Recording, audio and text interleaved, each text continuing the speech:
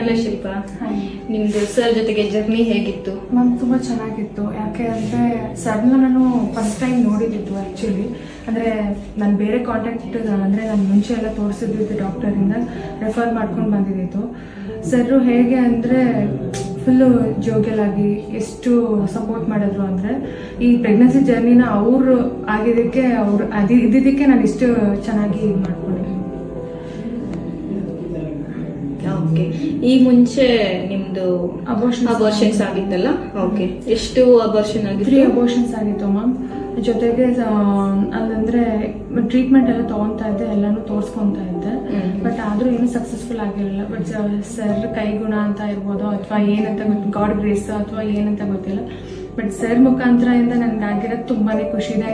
Sir ಇಂದಾನೆ ನನಗೆ ಅಂದ್ರೆ ನಾನು ಸ್ಟಾರ್ಟಿಂಗ್ ಅಲ್ಲಿ ಹಂಗೆ ಅನ್ಕೊಂಡಿದ್ದೆ. ಸರ್ ಹೇಳಿದ್ರು ಫಸ್ಟು ಪಾಸಿಟಿವ್ ಆಗಿ ಥಿಂಕ್ ಮಾಡಬೇಕು, ಹಿಂದೆ ಆಗಿರೋದನ್ನೆಲ್ಲ ಬಿಟ್ಬಿಡ್ಬೇಕು, ಮುಂದೆ ಪಾಸಿಟಿವ್ ಆಗಿ ಥಿಂಕ್ ಮಾಡಿಕೊಂಡು ಪಾಸಿಟಿವ್ ಆಗಿ ಮೂವ್ ಆನ್ ಆಗಬೇಕು ಅಂತ ಹೇಳಿದ್ರು. ಸೊ ನನ್ನ ಜರ್ನಿ ಮಾತ್ರ ಚೆನ್ನಾಗಿತ್ತು. Thank you so much ma'am. Okay, and congratulations. Cute baby girl it's. Okay, thank you.